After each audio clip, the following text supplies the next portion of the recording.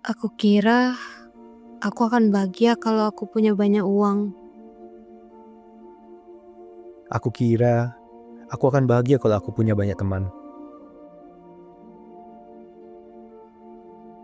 Aku kira aku akan bahagia kalau aku lebih baik.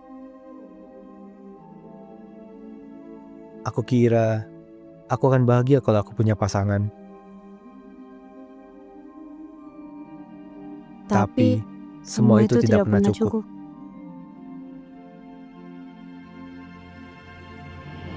Namun engkau datang dan lahir ke dunia. Untuk menebus seluruh manusia dan memberikan kehidupan. Di dalammu lah aku menemukan kebahagiaan itu. Sebab engkaulah jalan dan kebenaran.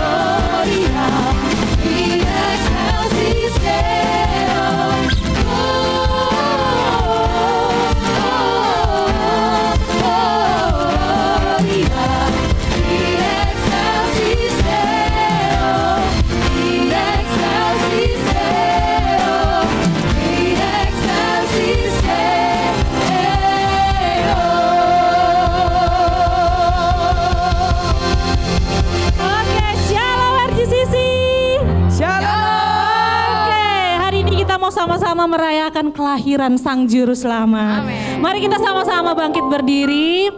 Katakan shalom buat teman samping kanan kirinya. Tuhan Yesus Juru Selamat telah lahir bagi kita semua. Mari kita sama-sama menyanyikan. Mari menyanyi, mari menari buat Tuhan.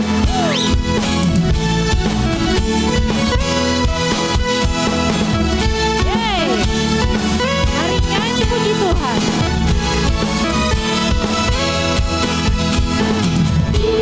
Puji Tuhan, baik kudusnya di tempat ini Yesus telah lahir, kemuliaan Tuhan dinyatakan. Oh, suka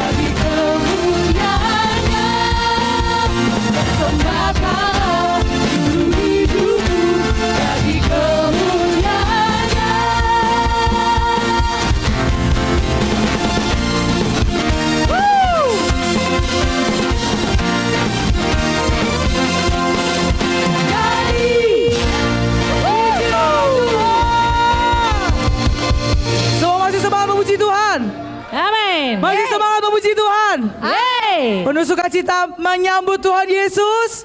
Amin. Saya mau coba Bapak Ibu Saudara semua tepuk tangan di atas kepala, siap? Coba.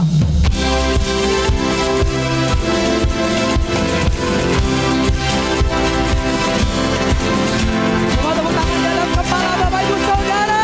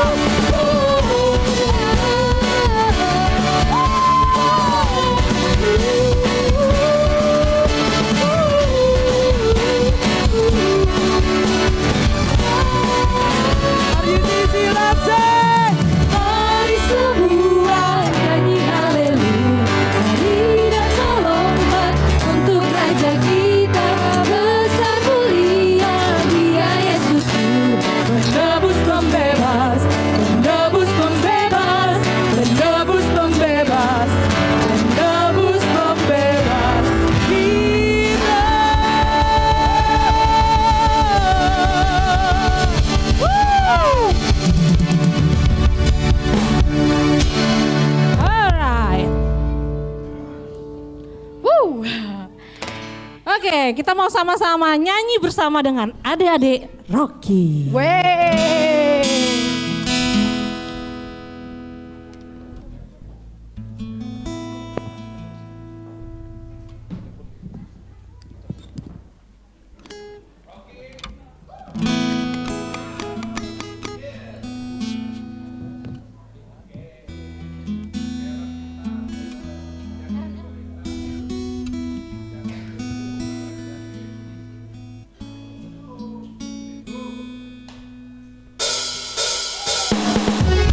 Kita mau sama-sama menari bersama dengan adik-adik Rocky.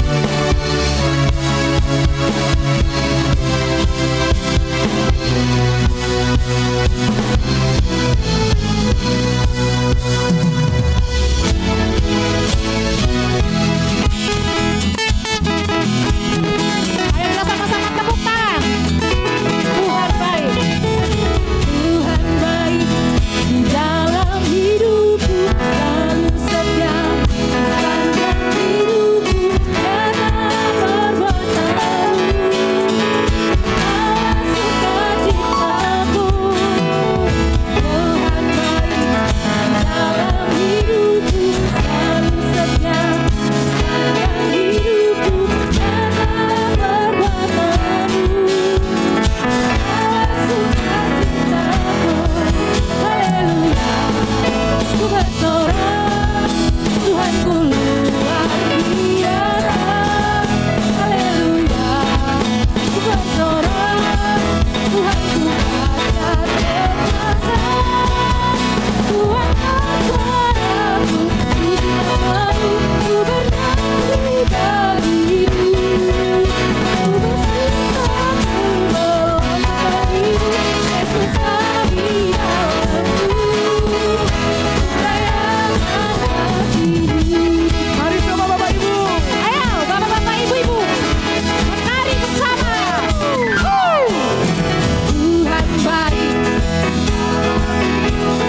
selalu setia sepanjang hidupku, karena perbuatanmu adalah sukacitaku. Haleluya, ku bersorak, Tuhanku luar biasa. Haleluya, ku bersorak, Tuhanku dahsyat perkasa. Tuhan suaraku, puji namamu, ku bernyanyi bagimu. Ku bersumpah, ku melompat bagimu, Yesus kami dalamku. Ku rayakan kasih-Mu. Bapak Ibu, ayo kita sama-sama tepuk tangan.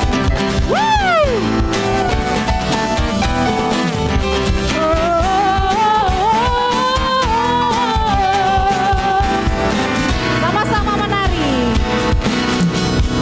Tuhanlah suaraku, puji namamu, ku bernyanyi bagimu. Ku bersuka, ku melompat bagimu, Yesus kami dalammu. Rayakan kasih-Mu. Tuhanlah suaraku, puji namamu, ku bernyanyi bagimu. Ku bersuka, ku melompat bagimu, Yesus kami dalamku. Ku rayakan. Haleluya, haleluya, haleluya. Haleluya, haleluya, haleluya.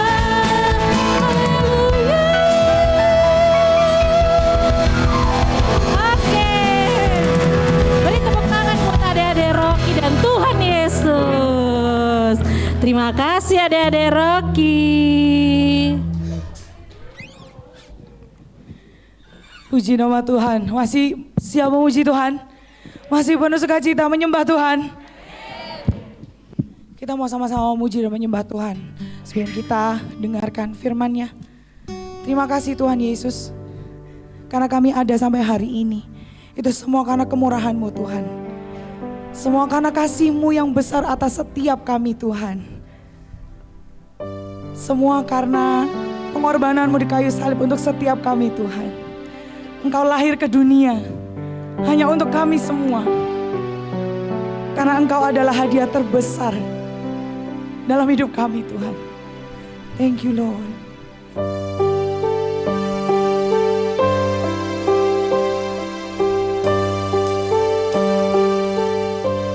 Oh Lord my God, when I in awesome wonder consider all the world thy hand have made, I see the stars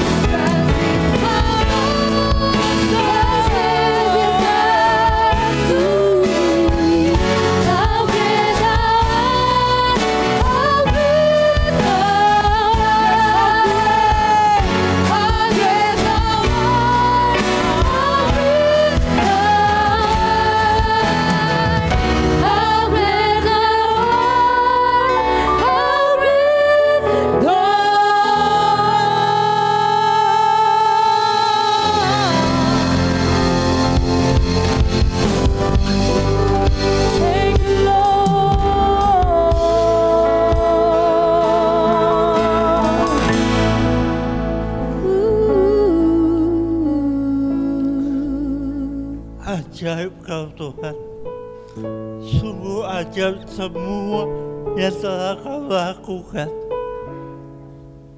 Biar jiwa kami benar-benar menyadarinya. Biar jiwa kami bersyukur untuk segala yang Tuhan sudah kerjakan. Biar jiwa kami berkata, Tuhan, Engkau telah melakukan begitu besar. Terima kasih Tuhan. Kami berdoa hari ini kami berkumpul karena panggilan Tuhan. Kami berkumpul karena anugerah Tuhan. Kami berkumpul bukan karena rutinitas tahunan. Bukan karena untuk acara akhir tahun. Tetapi kami berkumpul dengan satu kesadaran.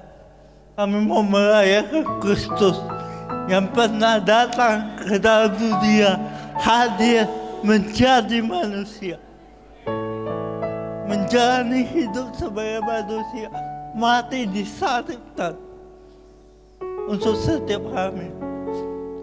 Tuhan gak perlu datang, tapi Engkau datang.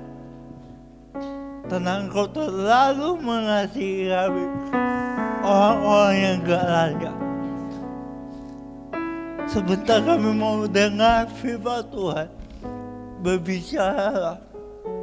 Kami berdoa biar Kristus diberitakan sejelas-jelasnya.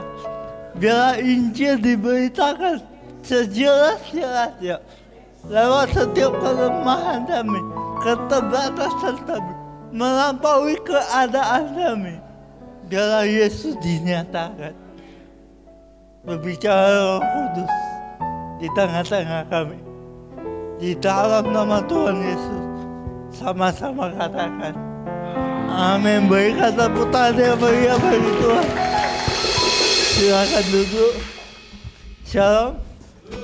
Boleh sapa kiri kanannya, katakan Merry Christmas.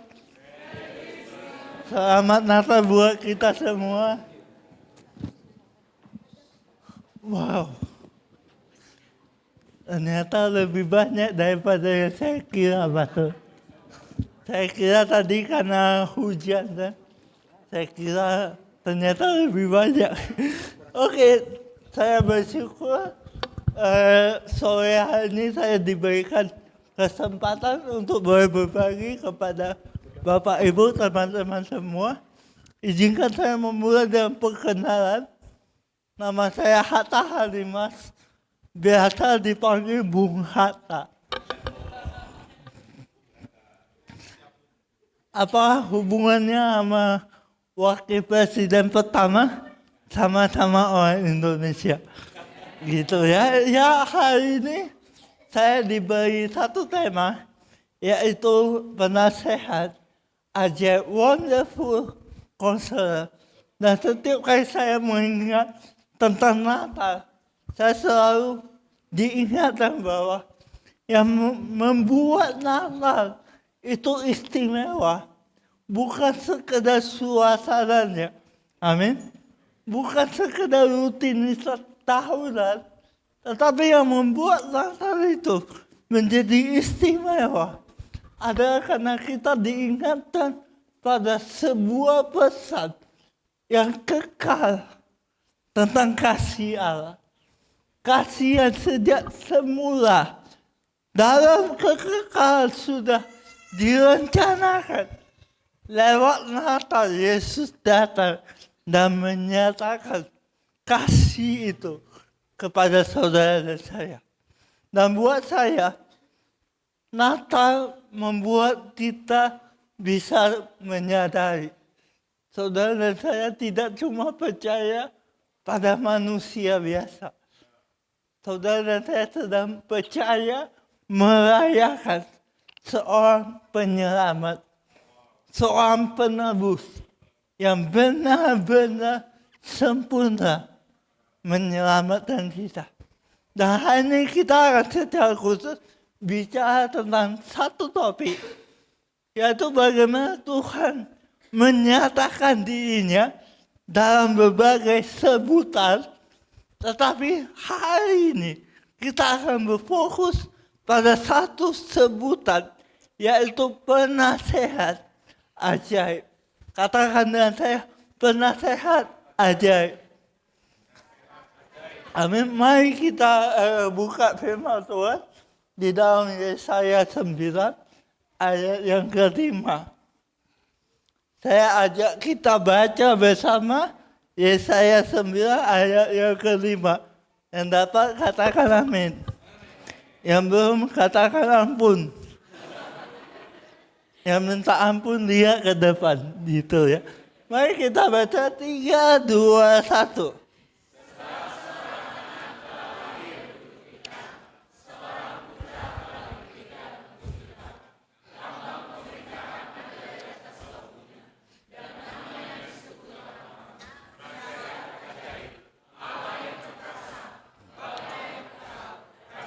Amin. Saya percaya banyak dari kita gak asing dengan ayat ini. Kita sudah sering membacanya mungkin setiap tahun, setiap bulan, setiap beberapa kali Tuhan ingatkan kita pada ayat ini. Jadi ketika saya diberi tema dan saya membaca ayat ini, saya mengalami kesulitan. Kenapa? Karena tema saya bukan membahas ayat ini, tapi membahas 2 kata, yaitu penasehat ajaib. Jadi saya mulai berpikir bagaimana untuk saya menggali ini, tapi puji Tuhan ya, itulah keuntungan pendeta Bapak Ibu. Apa aja bisa masuk gitu ya. Tapi itu bukan karena kita pendeta, bukan. Itu karena firman Tuhan itu selalu berbicara kepada kita. Amin. Nah, saya mau ajak kita merenungkan satu pertanyaan. Yaitu ini.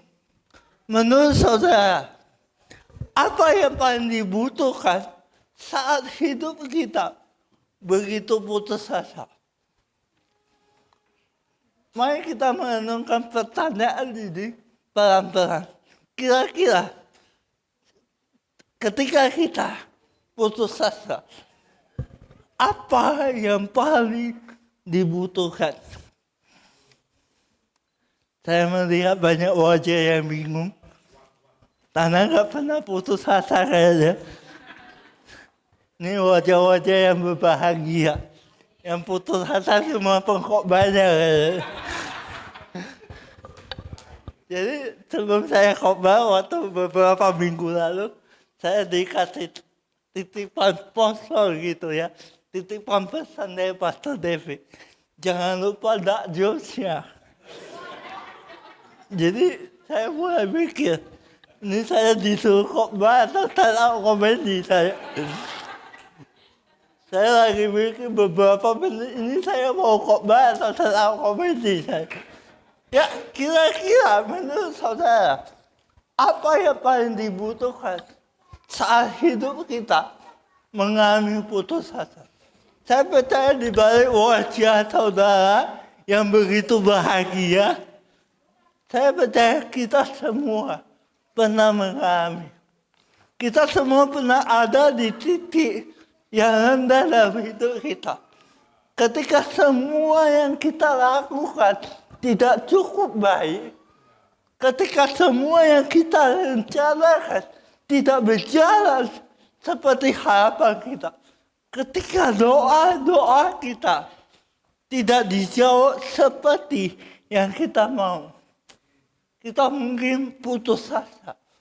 Kita mungkin bertanya-tanya, Tuhan mau apa dari saya?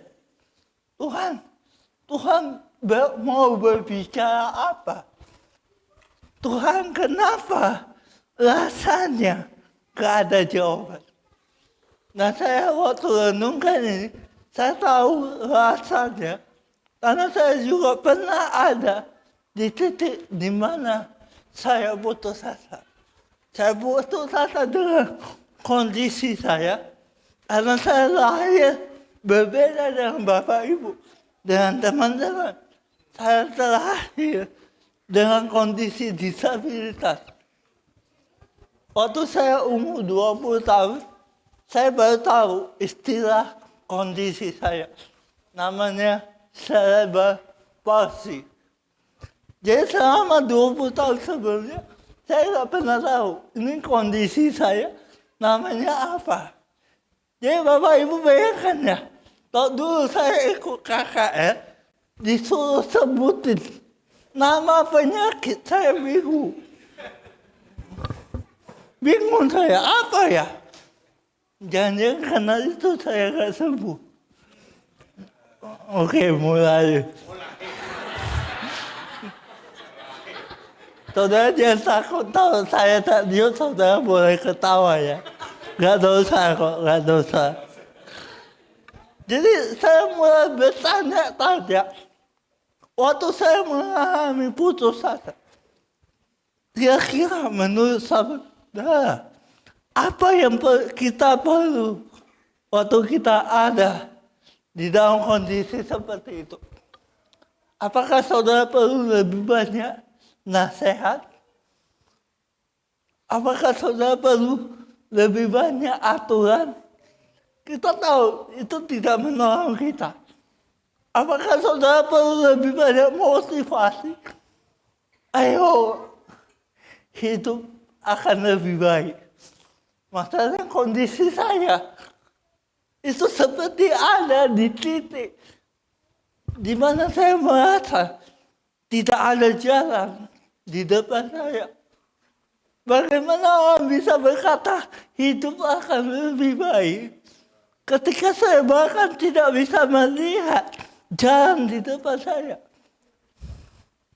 Jadi apa yang paling dibutuhkan saat hidup begitu putus asa? Jawabannya bukan aturan-aturan. Jawabannya bukan motivasi. Jawabannya bukan janji-janji kosong. Nanti kita akan lihat jawabannya apa. Katakan pada kanan kiri Anda, sabar. Orang sabar di saya, itu bukan Injil ya. Nah, masalahnya begini, di sekitar kita ada banyak penasehat. Ini kenyataan. Ada banyak penasehat, konsultan di sekitar kita. Dengan kata lain, kita tidak kekurangan nasihat, Bapak Ibu. Masalah kita bukanlah kita kekurangan nasihat, kekurangan motivasi, kekurangan aturan-aturan. Karena kita punya terlalu banyak di sekitar kita. Dan ada terlalu banyak orang yang kalau kita cerita, mereka siap jadi penasehat dadakan. Padahal hidup mereka, kita juga nggak tahu seperti apa. Ada banyak opini, informasi di sekitar kita. Beberapa kali kita kalau cerita sama orang, bukannya kita dapat jawaban, kita malah disuruh bersyukur. Bersyukur, kamu baru begitu, hidup buruk. Ini malah dia membanding-bandingkan hidup. Saya pernah sekali, teman saya lagi curhat, di tengah komunitas sel, 2-3 orang. Dia lagi cerita. Dan teman saya itu menempatkan dirinya bermaksud untuk memberikan semangat. Oh, kamu jangan begitu. Kamu belum mengalami loh hidup. Ini kok jadi banding-bandingkan hidup. Kok jadi adu nasib. Saya waktu dekat itu, saya bingung. Siapa yang mau dikasihani? Itu masih mereka berdua yang cerita. Saya belum cerita itu. Jadi kita nggak kekurangan nasihat. Kita nggak kekurangan opini. Informasi banyak di sekitar kita. Tapi apakah itu menolong kita? Apakah itu membuat hidup kita menjadi lebih baik? Apakah petunjuk-petunjuk yang kita tahu benar-benar bisa mengubah hidup kita? Dan kalau kita kembali ke Yesaya tadi, kita tahu kalau kita belajar, kita tahu orang Israel pada waktu itu tidak kekurangan penasehat. Mereka punya banyak nabi berbicara kepada mereka. Mereka punya banyak guru untuk mengajar mereka. Jangankan nabi Tuhan, nabi palsu saja banyak berbicara kepada mereka. Dan saking banyaknya, orang lebih suka mendengar apa yang mereka mau dengar daripada apa yang benar-benar dibutuhkan oleh hidup mereka. Dan coba lihat, di tengah-tengah kondisi seperti itu, ada sebuah janji yang Tuhan berikan. Tuhan berkata akan datang seorang bayi, seorang juru selamat, seorang yang diharapkan oleh umat Tuhan. Dan salah satu sebutan yang diberikan kepada dia adalah ini, penasehat ajaib. Pertanyaan saya begini, apa yang membuat penasehat ini berbeda daripada semua penasehat yang mereka kenal? Apa yang membuat penasehat ini berbeda dengan nabi-nabi yang sering memberikan nasihat kepada mereka? Waktu Tuhan menjanjikan ini yang terjadi. Tuhan sedang menunjukkan kepada umat Israel yang waktu itu berbalik dari Tuhan, yang berpaling dari Tuhan, menyembah berhala-berhala. Tuhan sedang menunjukkan bahwa mereka seringkali mencari nasihat di tempat yang salah. Mereka mencari juru selamat alternatif, juru selamat lain dibandingkan juru selamat yang dijanjikan oleh Allah. Dan betapa mirisnya, betapa menyedihkannya kondisi yang mereka alami.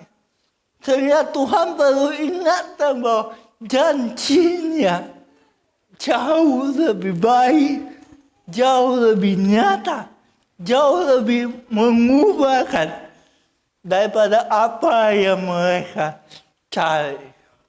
Karena itu kita akan melihat 3 hal. Yang pertama, saya buat dalam bentuk pertanyaan. Kenapa penasehat ajaib ini begitu penting? Yang pertama, kita akan melihat apa yang terjadi pada kita.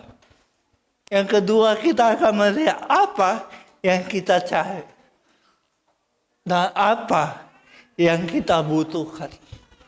Jadi kita mau melihat kenapa istilah penasehat ajaib ini menjadi sesuatu yang penting, sesuatu yang dibutuhkan, dan sesuatu yang berbeda.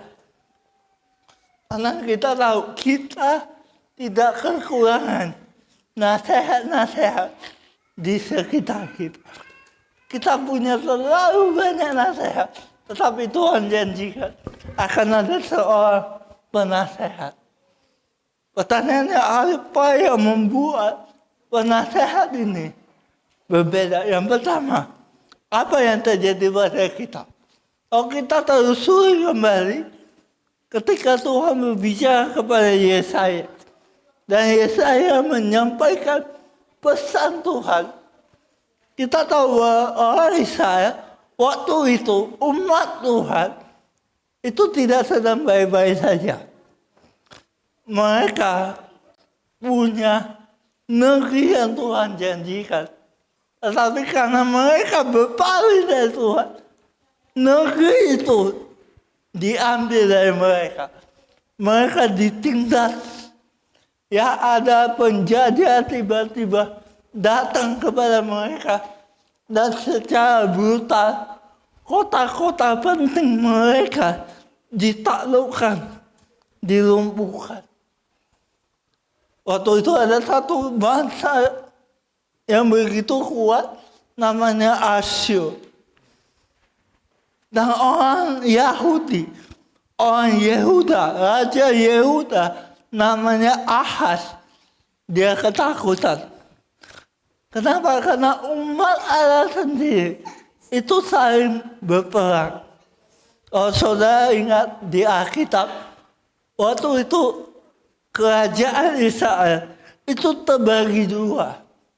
Ada yang di sebelah utara, ada yang di selatan. Dan zaman Yesaya terjadi perang yang mengerikan. Kenapa? Karena mereka membunuh sesama mereka. Mereka membunuh saudara mereka sendiri. Dan Ahaz ketika dia melihat orang-orang yang ada di utara itu mulai bergabung, membangun kekuatan yang besar. Ahaz ketakutan dan dia mencari nasihat. Tapi dia mencari nasihat bukan kepada Tuhan. Dia mendengarkan nasihat dari orang-orang yang tidak kenal Tuhan. Nabi-nabi palsu berbicara pada Ahaz, memberikan nasihat-nasihat yang menyenangkan dia. Oh, masuk akal. Apa yang Ahaz lakukan? Dia bekerja sama dengan musuh yang Tuhan katakan, kamu gak boleh bergabung dengan mereka. Dia bekerja sama dengan Asyur, raja yang tidak kenal Tuhan. Dia berpikir kalau dia kerjasama, kalau dia tunduk kepada raja yang kuat ini, maka hidupnya akan baik-baik saja. Ternyata yang terjadi setelah dia tunduk, beberapa saat kemudian, justru kota-kota penting Yehuda itu dihancurkan. Bait suci itu dirampas. Barang-barang kudus itu dirampok oleh Asyur. Dan orang Israel, orang Yehuda benar-benar ada dalam kondisi yang tidak berdaya. Dan kemudian, waktu Yesaya bernubuat, kita melihat nubuatan itu merujuk jauh ke depan. Karena zaman Yesaya itu terjadi 800 tahun sebelum Yesus lahir. Dan 800 tahun kemudian, ketika juru selamat yang dijanjikan datang, apakah kondisi menjadi lebih baik? Ternyata tidak. Karena zaman Yesus, umat Allah, kondisi orang Yahudi itu masih sama. Penjajahannya berubah, yang jajah bukan Asyur, tapi bangsa Roma. Kondisinya sama, daerah-daerah penting ditaklukkan, dan fenomenanya sama. Tahu dulu nabi-nabi palsu berbicara zaman Yesus. Para ahli Taurat, ahli agama itu mencari aman, mencoba menyenangkan penguasa, mencari kepentingan dirinya sendiri. Jadi ada kondisi yang sama zaman Yesus dengan zaman Yesaya. Dan saya mau maju ke zaman kita. Menurut Anda, apa yang terjadi di zaman kita? Apakah kondisi kita lebih baik? Apakah masalah kita lebih baik dibandingkan dulu? Ternyata hari ini kita menghadapi masalah yang sama. Kekuasaan seringkali disalahgunakan. Kekuasaan seringkali dipakai untuk kepentingan penguasa. Korupsi terjadi di mana-mana. Ya. Bahkan tahu kita mau jujur, orang zaman dulu punya masalah dengan nabi-nabi palsu, ahli-ahli Taurat. Zaman sekarang masalahnya apa? Pendeta-pendeta. Benar gak sih? Jadi sebenarnya kalau kita mau jujur, Pastor David mulai takut. Udah mulai menyesal, Pastor. Salah benar pembicaraan. Kalau kita mau jujur, kita punya masalah yang tidak berubah. Fenomenanya sama secara fundamental. Kenapa orang mulai kompromi dan memanipulasi atas nama firman Tuhan? Orang mencari kepentingan berlindung di balik firman Tuhan. Ada keangkuhan, ada ketidakpercayaan, ada pemberontakan terhadap Allah.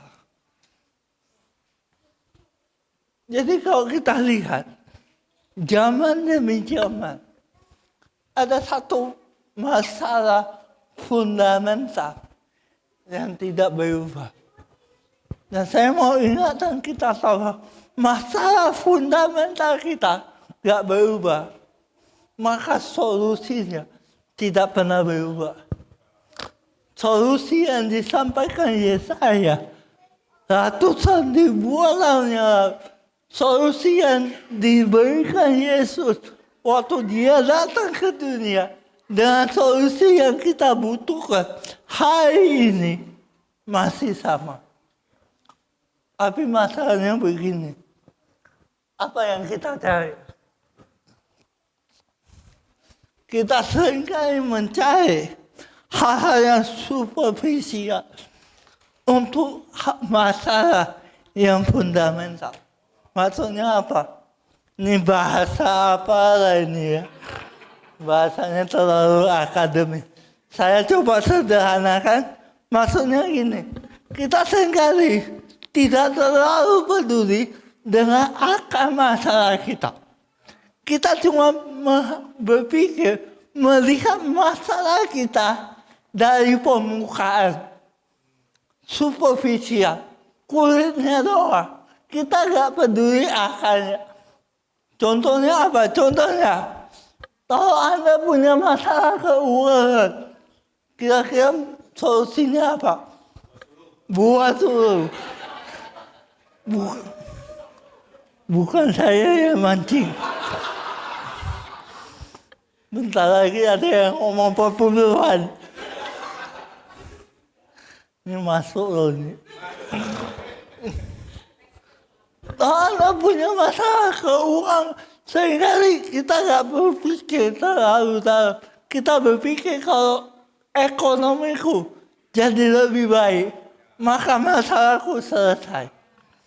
Kita berpikir masalah kita adalah uang.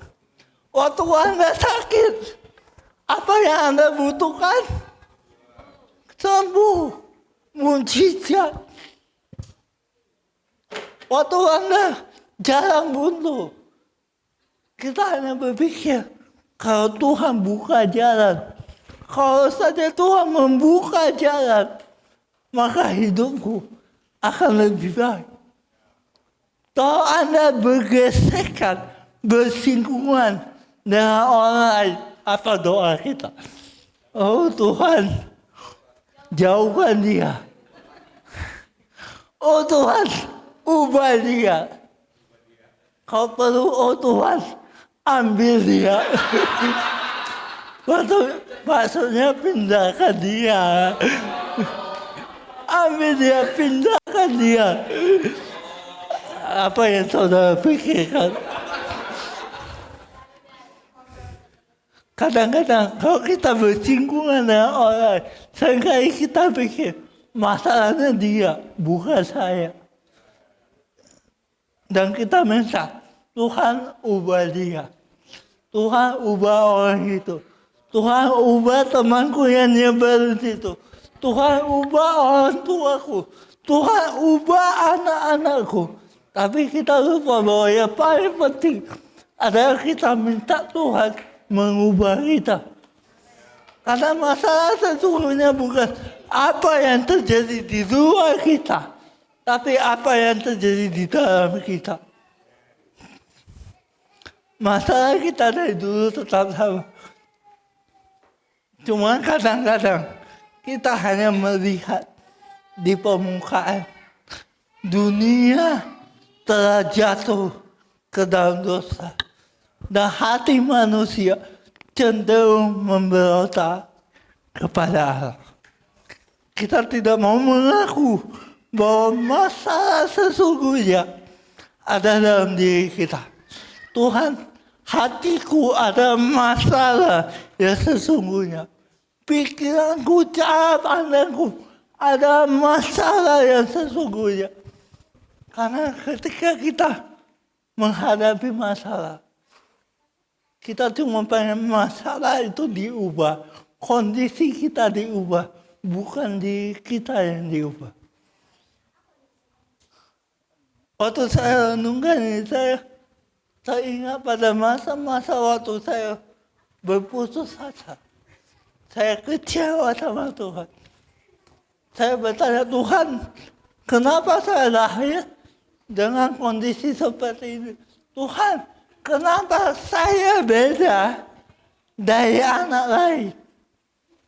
Seandainya kondisi saya berubah, seandainya mujizat terjadi, saya ikut banyak KKR, banyak pendeta mendoakan saya. Setiap kali ikut KKR, ada Atako disuruh maju, saya maju paling depan. Saya didoakan, ditumpang tangan jatuh rebah. Orang lain didoakan, tumpang tangan jatuh rebah bangun sembuh. Saya ditumpang tangan jatuh rebah bangun. Masih sama. Saya bertanya, apa yang salah dengan kondisi saya? Apa yang salah? Kenapa tidak terjadi apa-apa? Kok yang lain sembuh? Kok saya tidak? Kurang iman. Nanti panjang nih pastor. Habis kurang iman, kurang doa, kurang persembahan. Saudara boleh sebut apa saja, saya pernah diomongin. Gak ada yang baru. Kamu kurang puasa. Saya puasa.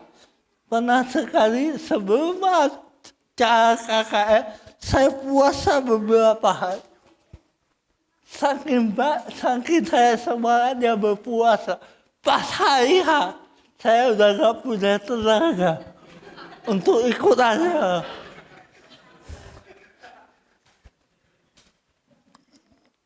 Saya berpikir, kalau saya disembuhkan, kalau mujizat terjadi dalam hidup saya, maka hidup saya akan berubah.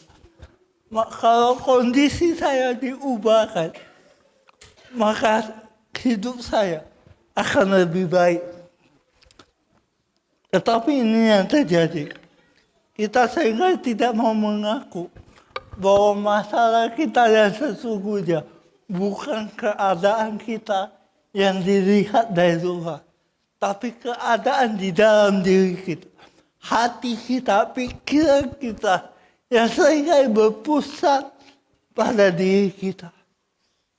Orang kasih nasihat, Hatta, kamu harus lebih semangat. Dalam hati, kurang semangat apa saya? Udah ikut KKR tiap bulan, tiap kali ada acara, kurang semangat apa saya?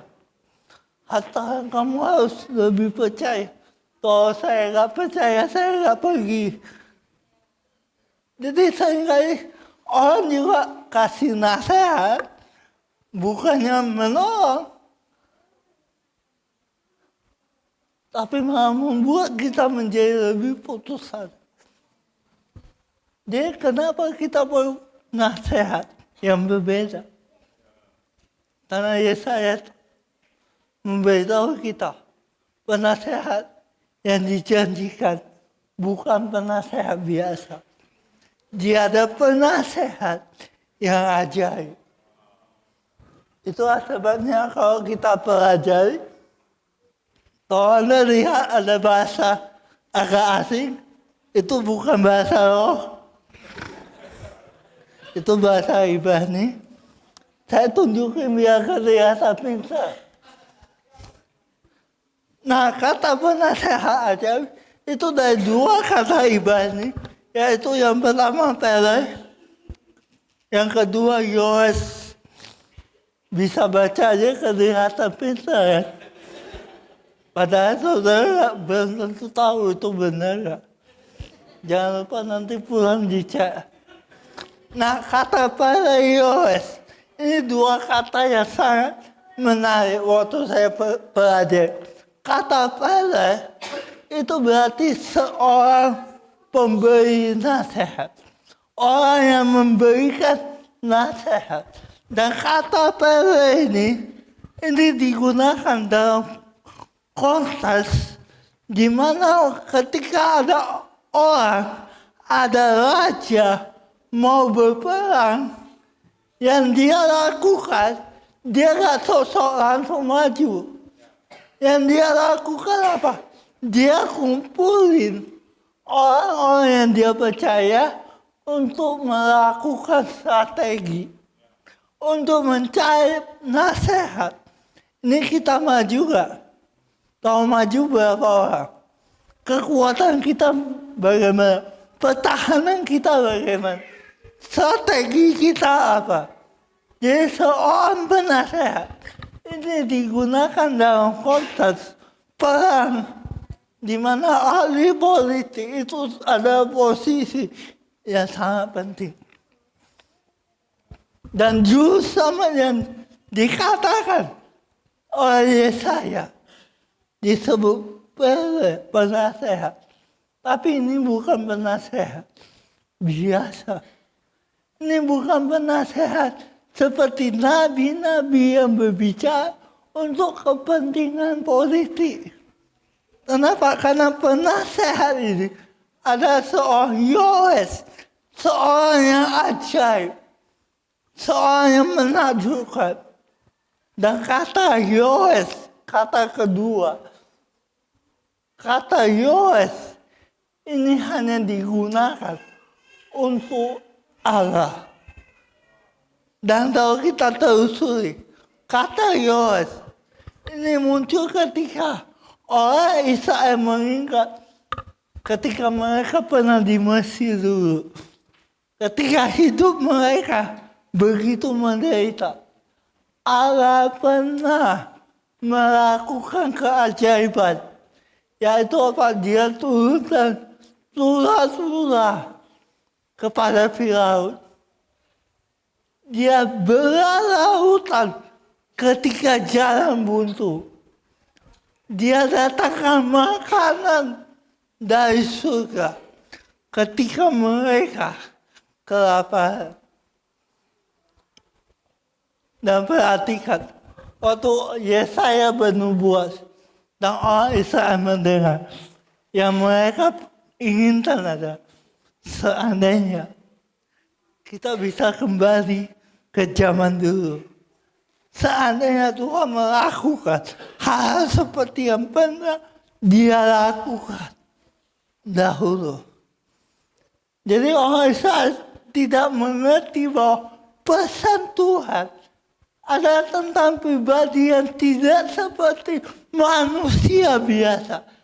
Pesan Tuhan tidak seperti apa yang mereka pernah lihat. Karena penasehat ajaib bukan hanya bicara tentang seorang nabi yang lebih baik. Bukan hanya bicara tentang raja politik yang lebih baik. Tapi penasehat ajaib adalah tentang seorang penyelamat. Sehingga di sini pertanyaan kita bukan apa penasehat ajaib itu, tapi siapa? Maksudnya apa? Maksudnya begini. Jawaban Allah kepada orang Israel yang menderita, yang ditindas. Jawaban Tuhan itu bukan sekedar sekumpulan nasihat. Bukan cuma nasihat, tetapi sang penasehat. Saya ulangi, jawaban Tuhan bukan cuma memberikan sekumpulan nasihat, tapi memberikan sang penasehat. Artinya ada pribadi yang diberikan. Ada pribadi yang Tuhan akan datangkan kepada umatnya yang menderita. Tuhan gak cuma kasih petunjuk yang lebih baik. Tuhan gak cuma kasih nasihat, kata-kata yang lebih baik. Tetapi firman Tuhan menunjukkan bahwa firman ini adalah firman yang akan menjadi manusia. Dan 800 tahun kemudian, firman itu benar-benar datang ke dalam dunia. Bimbingan Tuhan, nasihat Tuhan, itu datang kepada umatnya, bukan dalam bentuk aturan-aturan, tapi dalam bentuk seorang pribadi, seorang gembala, seorang juru selamat yang akan membebaskan umatnya. Bukan dari bangsa-bangsa yang menjajah mereka. Karena masalah Israel bukan penguasa mereka. Masalah orang Israel, masalah kita semua adalah masalah dosa. Bukan keadaan kita yang jadi masalah, tapi hati kita adalah masalah. Karena itu ada satu kutipan dari Sinclair Ferguson. Ini Ferguson ya, bukan Ferguson. Dia berkata yang disebut sang penasehat ajaib yang menebus ini merujuk kepada kekekalan Allah. Kita hanya dapat memikirkan hal tersebut dalam batasan waktu. Artinya penasehat yang Tuhan berikan itu melampaui bayangan kita. Dia yang datang menjadi penasehat ajaib bagi kita adalah dia yang dalam ikut serta dalam rencana yang kekal.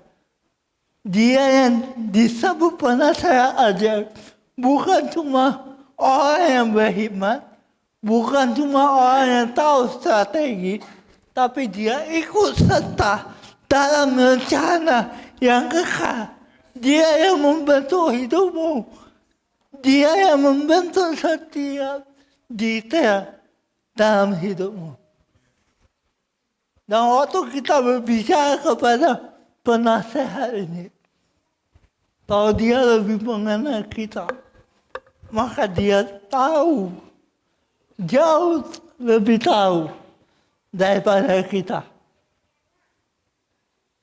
Seringkali kita berpikir, yang kita perlukan, Tuhan kasih tahu caranya.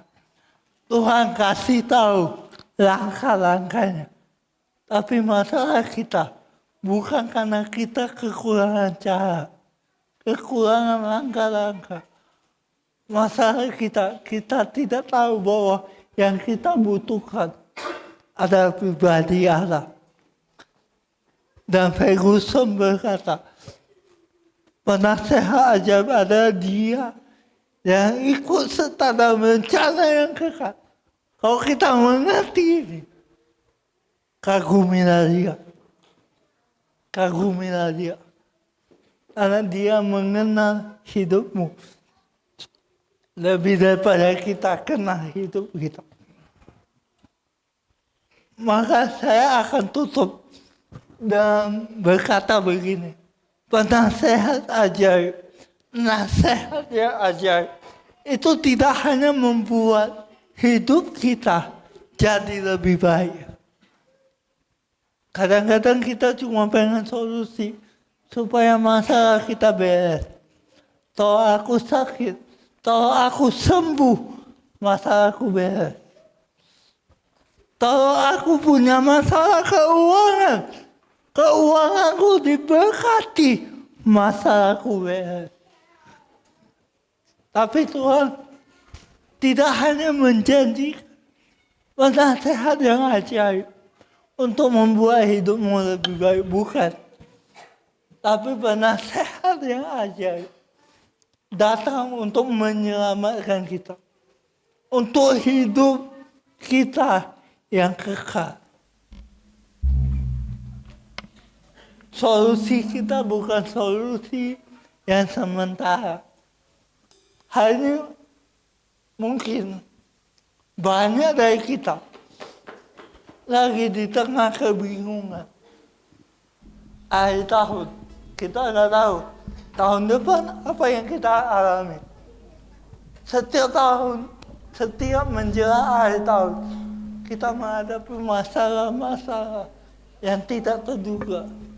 Situasi politik lagi panas, Timur Tengah lagi panas. Di bagian lain Indonesia lagi ada bencana. Dan di tengah-tengah situasi itu, saudara tahu, kita gak kekurangan informasi. Kita gak kekurangan strategi. Tetapi kita kekurangan kesadaran bahwa semua strategi kita, semua informasi kita itu terbatas. Karena diri kita terbatas. Yang kita butuhkan adalah pribadi Allah datang ke dalam hidup kita. Kita butuh penasehat ajaib yang bukan hanya memberikan perkataan-perkataan, tapi dia datang menjadi manusia untuk hidup kita. Dan saya akan tutup dengan ini. Apa yang mengubah hidup saya? Ketika saya berpikir, Tuhan, andai ada mujizat.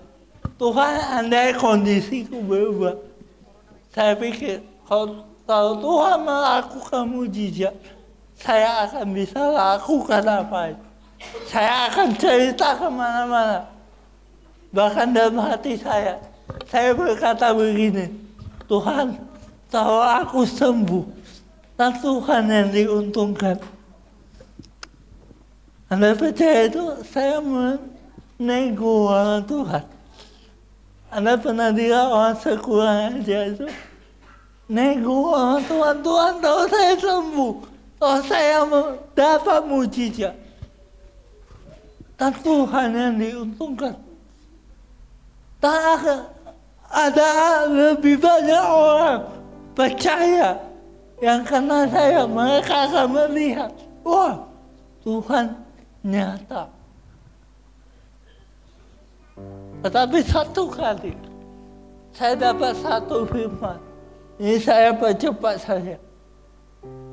2 Korintus 12 ayat 9. Jawab Tuhan kepadaku, cukuplah kasih karuniaku. Sebab justru dalam kelemahanlah kuasaku menjadi sempurna. Waktu saya dapat ayat itu, saya begitu lama saya gak ngerti. Tuhan, apanya yang cukup? Saya akan cukup kalau saya sembuh. Saya akan cukup kalau ada mujizat.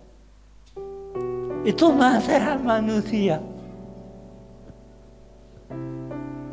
Tapi Tuhan tidak menyembuhkan saya supaya saya bisa bersaksi. Tapi Tuhan tidak menyembuhkan saya supaya apa? Dalam kelemahan Tuhan bilang, kuasaku menjadi sempurna.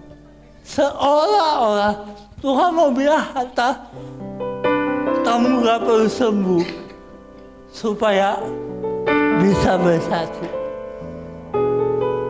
Justru ketika kamu gak sembuh, orang gak akan lihat kamu. Orang akan lihat betapa Tuhan bisa melakukan jauh lebih besar.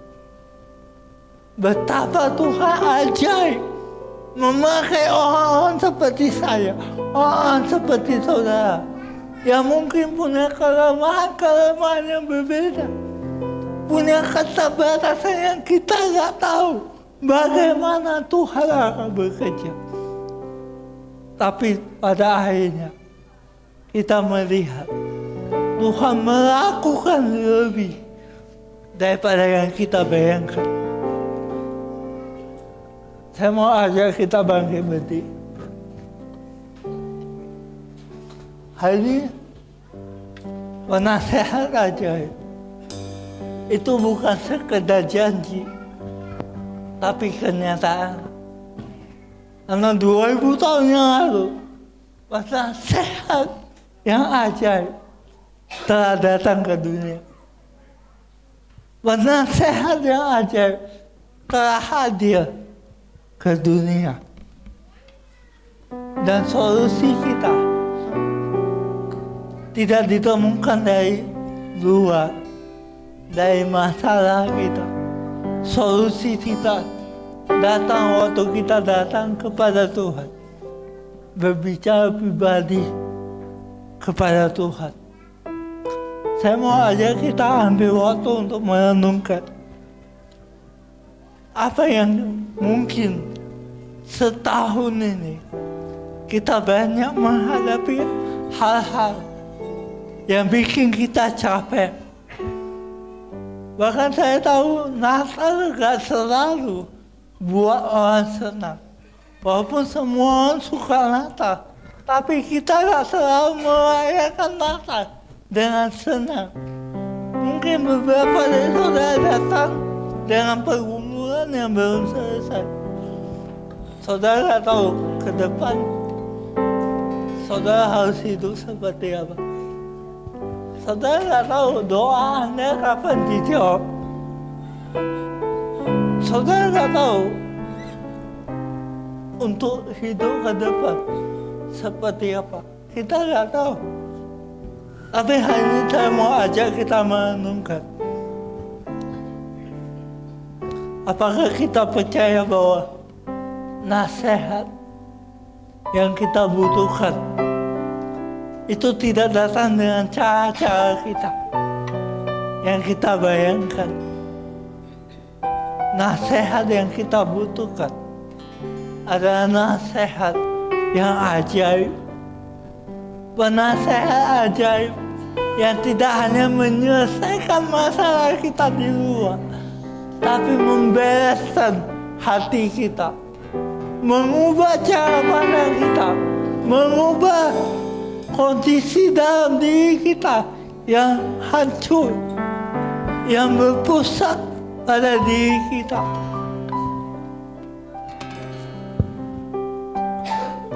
Hari ini saya berdoa Bapak Ibu, teman-teman, kita diingatkan Natal bukan tentang kita. Natal bukan tentang apa yang kita bisa dapatkan. Karena sesungguhnya hadiah kita yang terbesar dan mulia sudah datang 2000 tahun yang lalu. Yesuslah hadiah terbesar. Yesuslah solusimu. Yesuslah kebutuhanmu. Dan saya berdoa, kita semua di momen Natal ini tidak hanya dapat nasihat yang lebih baik, tapi kita mengalami perjumpaan dengan penasehat yang ajaib. Terima kasih Tuhan. Hamba-Mu telah selesai berbicara. Roh Kudus tidak pernah berhenti berbicara. Lanjutkan kebenaran-Mu, lanjutkan firman-Mu. Biar firman-Mu berbicara lebih keras daripada khotbah ini. Biar firman-Mu memberikan pengertian lebih daripada apa yang bisa disampaikan.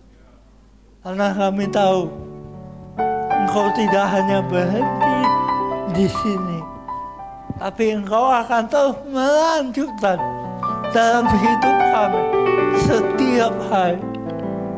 Terima kasih Tuhan. Dalam nama Yesus. Amin.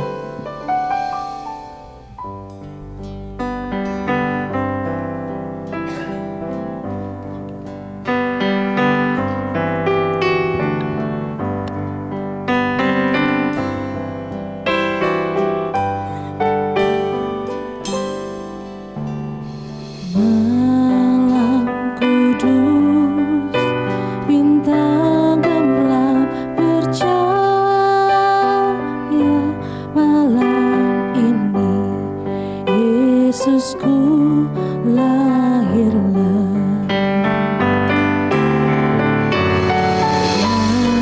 Manusia binasa dalam dosa terselamatkan karena Kristus datang.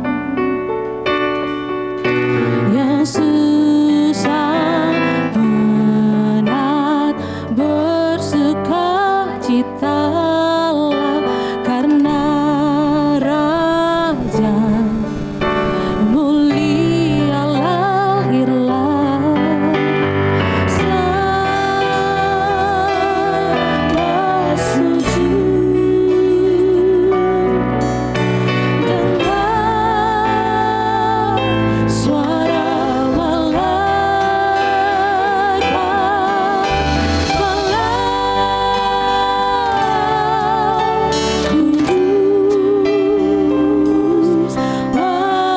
Kristus lahir.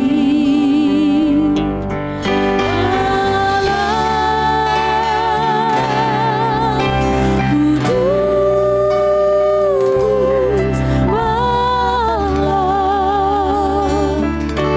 Kristus lahir.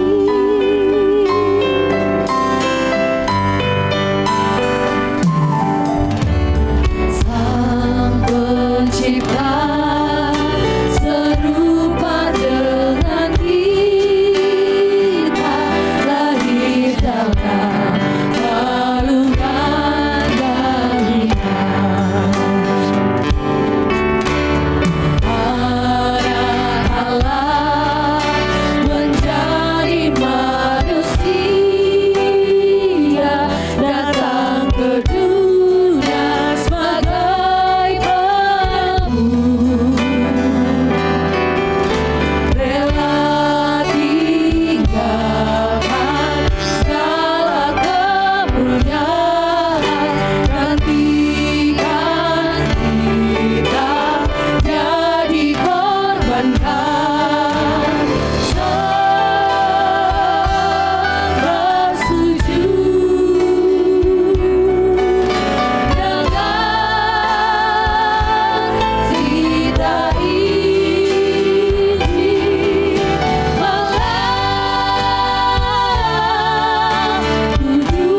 Allah,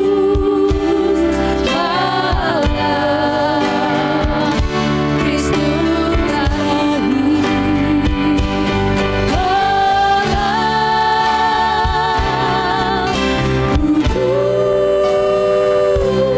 Malam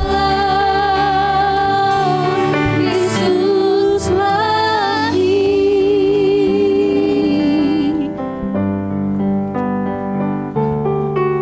Mari jemaat Tuhan, kita meneduhkan hati kita. Ini bukan cuma sekedar seremonial biasa yang kita ulang terus setiap tahun. Tapi selalu mengingatkan kita bahwa kita membutuhkan juru selamat, bahwa kita tidak bisa menyelamatkan diri kita sendiri. Yohanes 1 ayat 4-5 berkata, dalam Dia ada hidup, dan hidup itu adalah terang manusia. Terang itu bercahaya di dalam kegelapan, dan kegelapan itu tidak menguasainya. Tahukah Bapak Ibu Saudara bahwa sejak awal manusia tidak pernah diciptakan untuk hidup dalam gelap. Ada alasan kenapa hati kita itu bersorak ketika manusia melihat api, karena ada terang di situ, ada kehidupan di situ. Coba bayangkan saudara, ketika listrik ditemukan, kita sangat bersuka cita.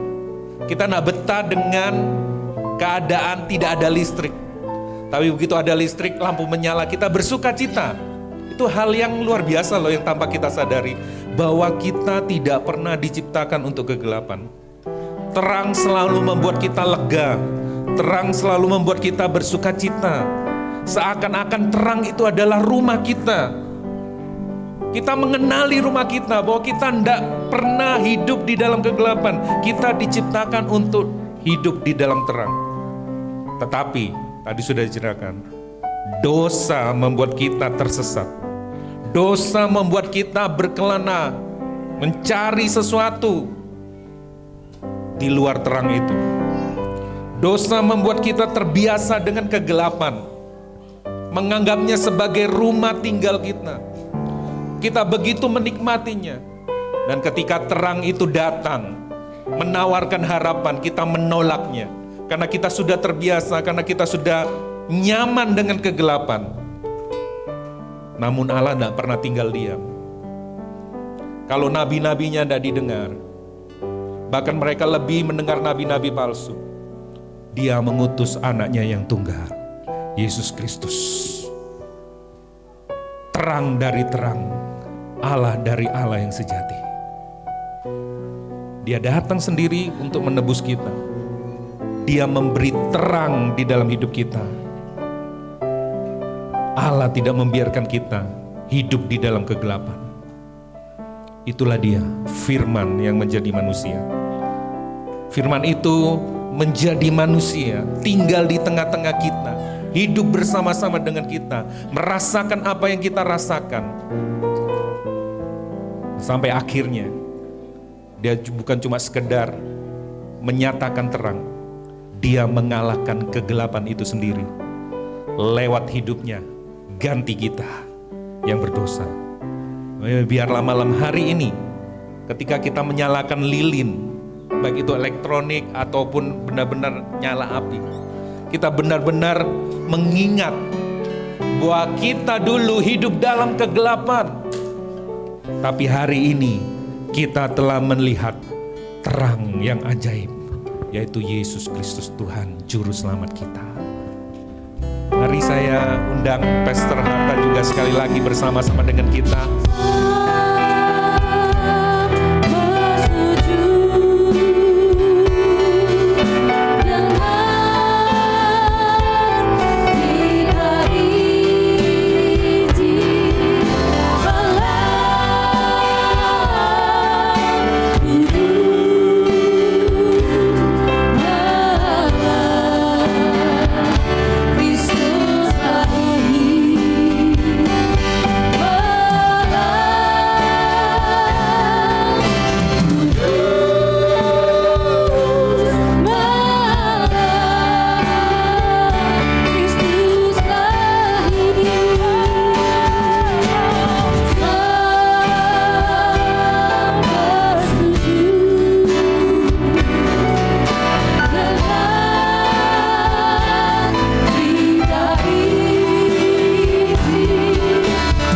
Bapak Ibu Saudara bisa menyalakan lilinnya.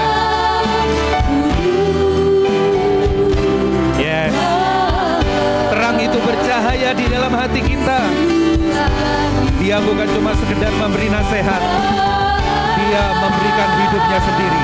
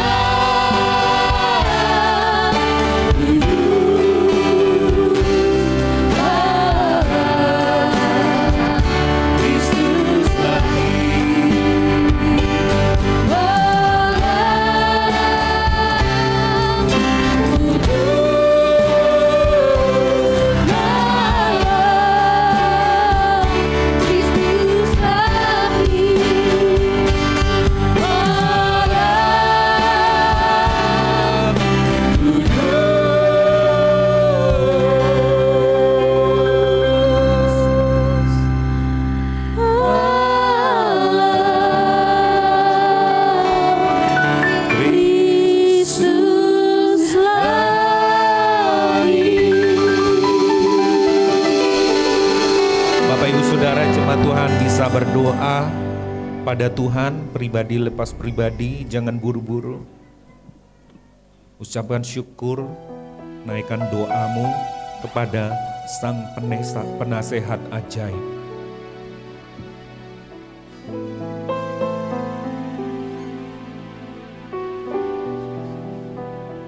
Berikan respon terhadap firman Tuhan. Ya Tuhan.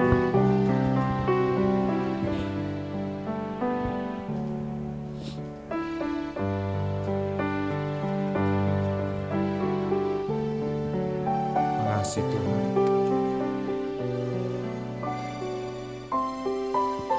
Naikkan ucapan syukur kita bahwa solusi yang Dia berikan jauh melebihi apapun yang kita pernah harapkan dan pikirkan.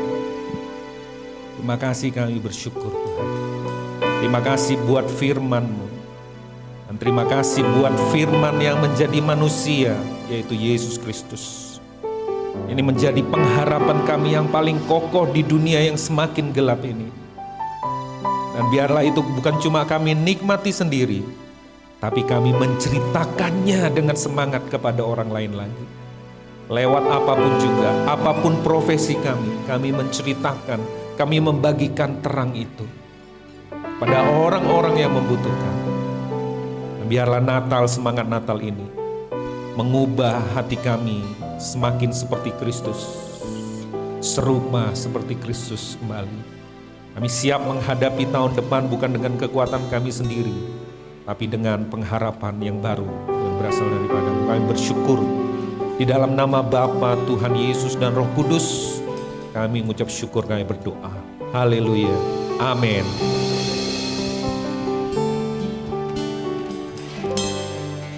Silakan duduk Bapak Ibu Saudara.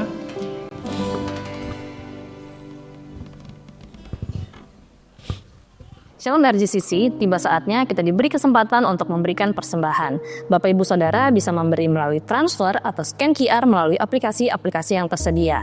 Bagi Bapak Ibu Saudara yang ingin menabur melalui cash, Bapak Ibu Saudara bisa mengambil amplop persembahan di meja asyir. Khusus untuk persembahan persepuluhan, Bapak Ibu Saudara bisa memberi melalui cash ataupun transfer ke rekening gereja dengan mencantumkan P10 spasi kode pribadi. Kita memberi bukan karena kita ingin diberkati, tetapi kita memberi karena kita sudah diberkati. Sebelum kita memberi, mari kita sama-sama berdoa. Tuhan, kami mengucap syukur atas kasih karunia-Mu yang melimpah buat setiap kami, dan kami diberi kesempatan hari ini untuk memberi persembahan, bukan karena kuat gagah kami, bukan karena kemampuan kami, tapi karena anugerah-Mu. Biarlah kami bisa memberi dengan penuh sukacita, dengan penuh ucapan syukur karena Tuhan telah memberikan anugerah yang terindah buat kami, yaitu keselamatan itu sendiri. Terima kasih Tuhan, biarlah persembahan yang terkumpul hari ini dapat memperlebar, dapat memperluas kerajaan-Mu melalui RGCC. Terima kasih, hanya di dalam nama Tuhan Yesus kami sudah berdoa, haleluya, amin. Selamat memberi dengan penuh sukacita. Kami menyambut Bapak Ibu Saudara yang terkasih di dalam Tuhan yang baru pertama kali hadir di ibadah RGCC. Selamat datang di RGCC, Rock Generation Community Church, yang dimana RGCC memiliki hashtag Home for the Imperfect, rumah bagi orang-orang yang tidak sempurna, yang rindu berubah dan berbuah bersama untuk memuliakan Tuhan, diperlengkapi sebagai pemimpin, memperluas kerajaan Allah di dalam kasih karunia Bapa melalui Injil Yesus Kristus yang dikerjakan oleh kuasa Roh Kudus. Selamat beribadah dan Tuhan Yesus memberkati.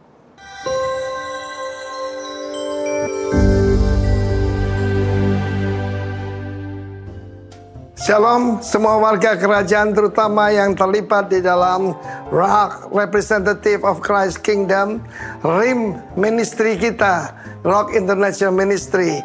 Saya percaya tahun 2026 ini kita akan memasuki yaitu a new level di dalam hubungan kita dengan hamba-hamba Tuhan, dengan gereja-gereja di seluruh dunia. Karena itu pertama-tama saya mau katakan have a blessed Christmas. Tapi jangan pikirkan it's just another Christmas. Maybe it's the last Christmas yang kita hadapi, karena firman Allah mengatakan akhir zaman akan tiba masa yang sukar, kalepos, masa yang buas, savage, biadab. Terhadap siapa? terhadap umat Tuhan, terutama kepada saudara saya. Saudara akan banyak pengikut Kristus yang memilih untuk bergabung dengan New World Order. Tetapi saudara saya akan mengatakan dengan jelas, Jesus is the only way. Karena itu di hadapan kita menghadapi juga banyak tantangan, saudara. The year of preparation kita lewati, tetapi tetap prepare. Tetapi ada yang penting, 2026 the year of decision. Decision yang saudara ambil menentukan masa depan kita dan keturunan kita. Belajar dari Joshua. Pilih hari ini, siapa yang kamu sembah? Dunia, Baal, Babylon, New World Order, atau kepada Tuhan Allah Israel yang kita sembah? For me and my house, for me and Rock Ministry and RIM, dan nanti Rain, Rock International, Apostolic International Network, we will serve the Lord. Kita menyembah kepada Tuhan. Mazmur 2 menjelaskan perbedaan the nations and the nation. Kita termasuk the nation, persemakmuran dengan Israel. Karena itu sekali lagi selamat menyambut, memperingati kedatangan Yesua pertama kali. Tapi dengan sebentar lagi, kalau kita melihat di depan mata kita penggenapan perang Gog Magog, Ezekiel 38-39, kedatangan Kristus tidak lama lagi, saudara. Prepare yourself, prepare your children, prepare your family, prepare seluruh jemaat dalam nama Tuhan Yesus. Sekali lagi, have a blessed Christmas 2025 and have a joyful and preparation, yaitu tahun 2026, the year of decision. Decide, be decisive in Jesus' name. Amin. Ya, puji Tuhan, mengucapkan selamat hari Natal buat seluruh jemaat.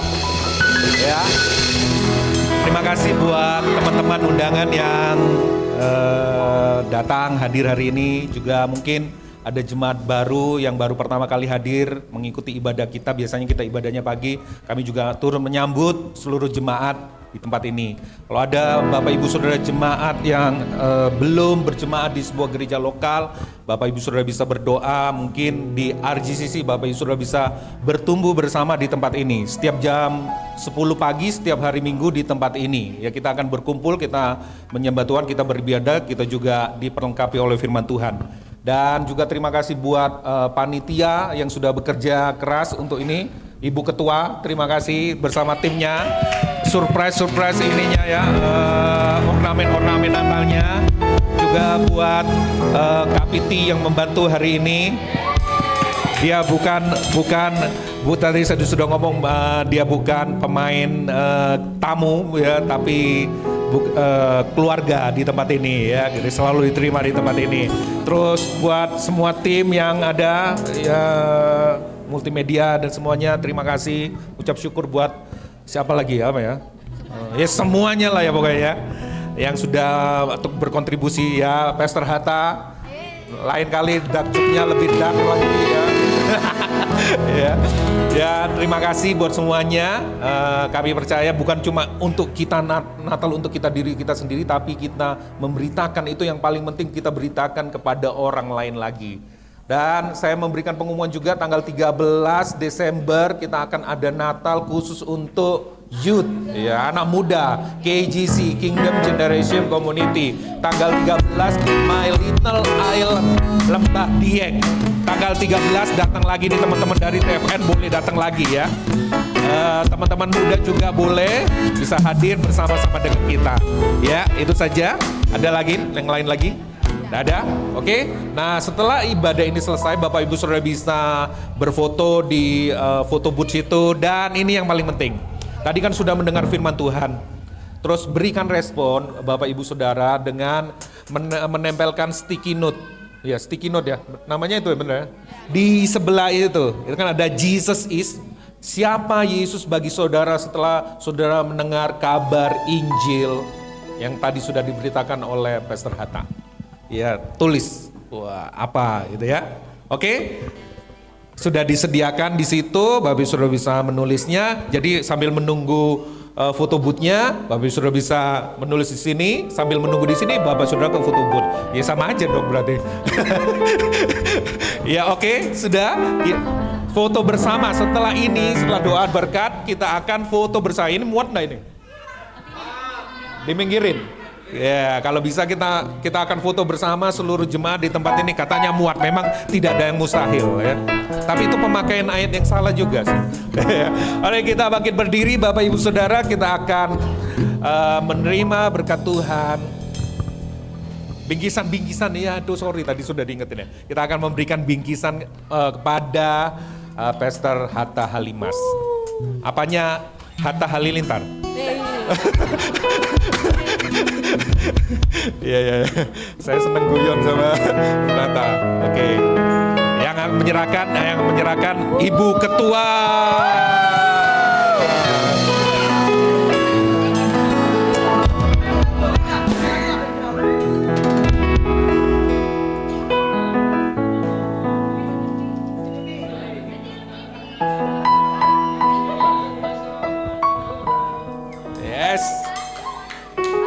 Terima kasih Pastor Hatta. Jangan malu-malu untuk datang ke Malang lagi.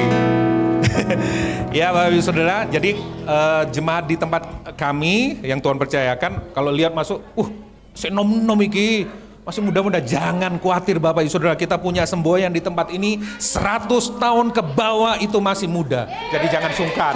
Ya, gak enak itu.